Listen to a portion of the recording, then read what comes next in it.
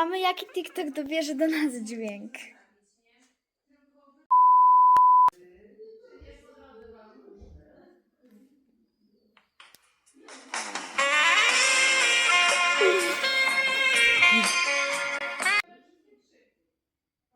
Jezus odwiedzi Cię dziś wieczorem i zabierze cały Twój ból, zmartwienia, lęki i pobłogosławi tych, którzy klikną w obrazek i napiszą.